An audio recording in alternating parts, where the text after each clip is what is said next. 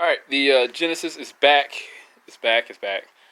This is the one I did the oil change on because Jiffy Lube didn't change the oil. Now I wanna show you after a few days of driving, and it should be over 100 miles. Let's take a look at the mileage. All right, so I changed the oil around. It was 397. You can see that. So I think I'll read my handwriting. So it's supposed to be changed at 146,397. That was 5K miles.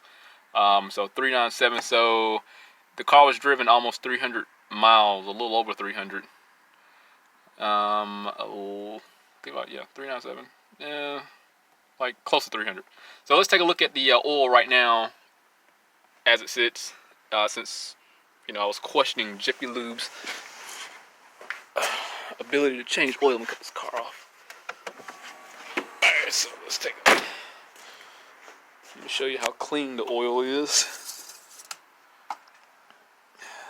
That's after 300 miles.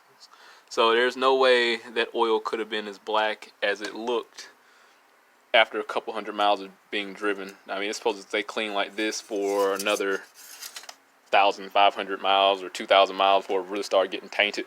But anyway, it's here because it needs a pulley. It's making a crazy noise, and let's start it so you can hear that. Here's the noise it's making. It's coming from that idler pulley right there, so that's what I'll be changing.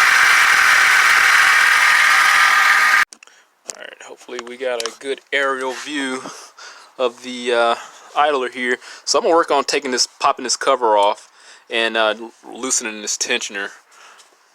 And let's see, I'm gonna get a flathead and whatever this one is at the bottom to release this tensioner. On the end here, maybe I can get a good view of it. I'll try. Down by the pulley, you're gonna see like a nut that does not have like any type of clearance, like between that and whatever's made it to. So that's what you'll use to release the tension off the tensioner itself. I got a 3/4 down here on the tensioner. Release that. If I can get a little bit of leverage on it, I'm gonna slide it right off of this like so. The car got 140 something thousand on here. The belt looked pretty good. Let me see if it's got any cracks in here. Yeah, it's got some. I'll take it off and inspect it, look at it a little bit better. But if I got it off, I might as well put a new one on there. You can hear that right there. There's our problem child.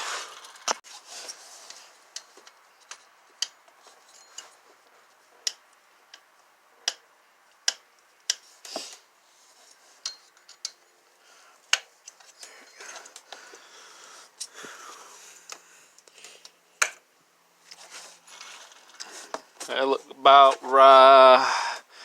14. Let's see if I'm right. Voila! I'm gonna do an amateur move and use a 12 point. Okay, it worked. All right, so I went the normal way. So I went counterclockwise, lefty loosey.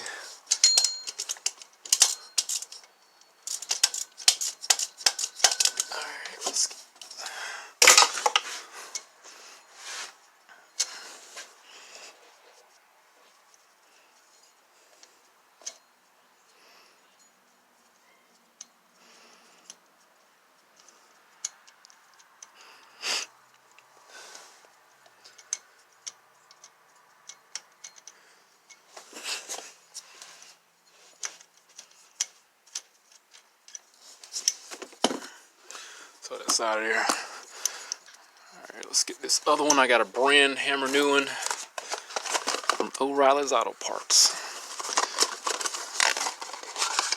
Gates brand. So we're gonna look at these, compare them, and like this old one do look a little bigger. Maybe it's me, I'm tripping. I'm not going to pull anything else off of here. I'm just going to simply just install the other bolt, like so. There was a little bit of glue on there from that housing.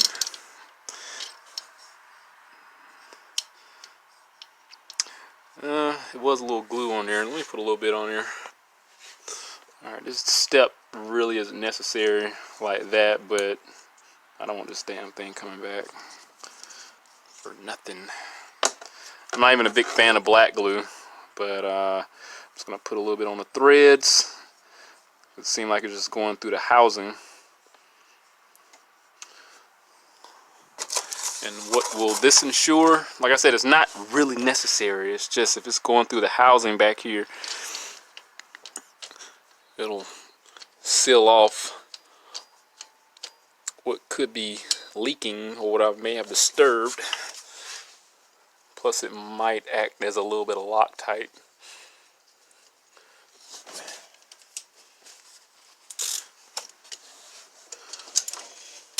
I'm just gonna snug this down like so. It's not going to spin freely because it doesn't have any, it's not greaseless. So let's take a look at see if we can take a better look at the tensioner I was referring to.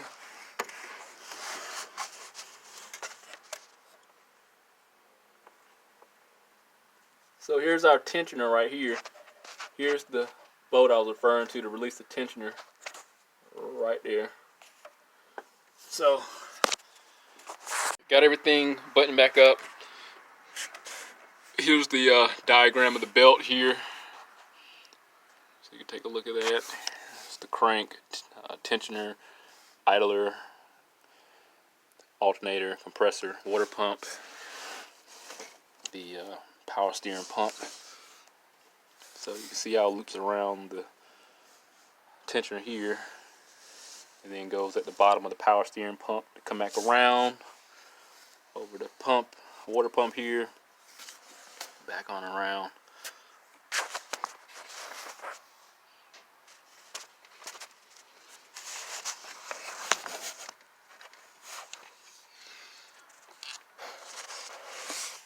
So now the only other thing is this cover here is just not going to fit back over this aftermarket idler.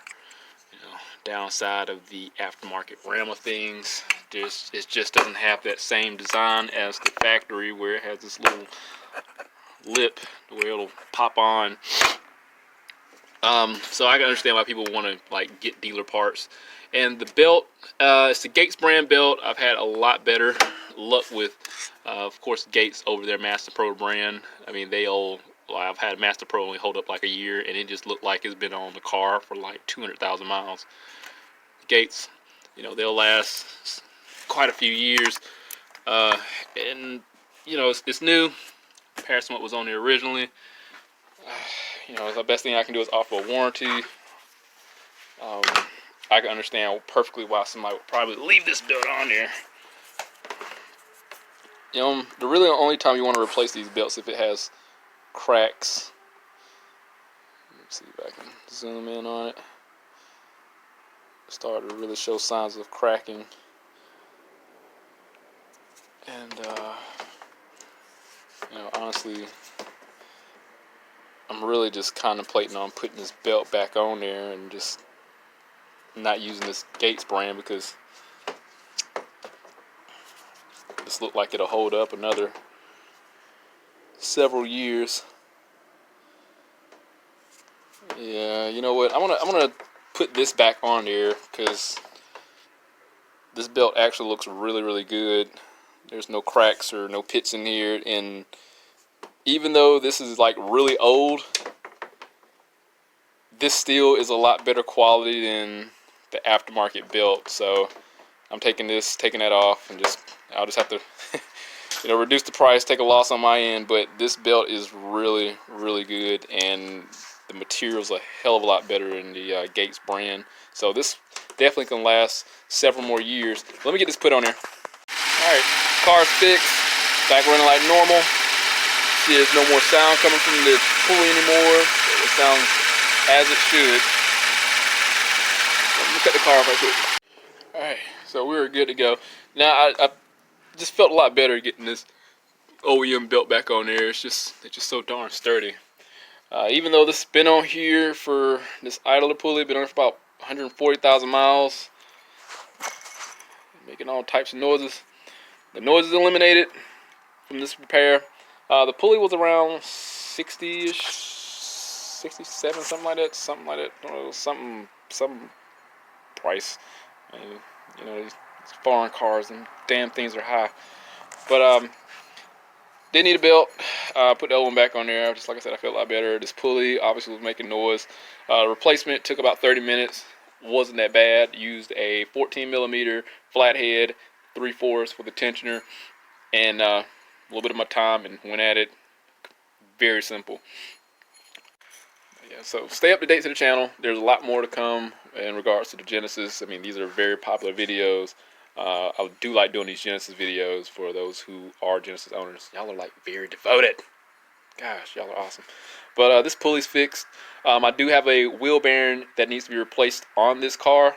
So that is like going to be the next video. I do have a brake job video on this car also. So we'll just go over how to remove and replace the wheel bearing, not so much the brakes, which will be in the near future because this is in the process of going out. But hey, I can screw up with this. This pulley could literally fall off. I'll be screwed. I'll look like a bad mechanic. They're not going to bring their car to me anymore. You're not going to know if you're not subscribed. Hit that link down below. Subscribe to the channel. Have that reassurance of my work. So on to the next one.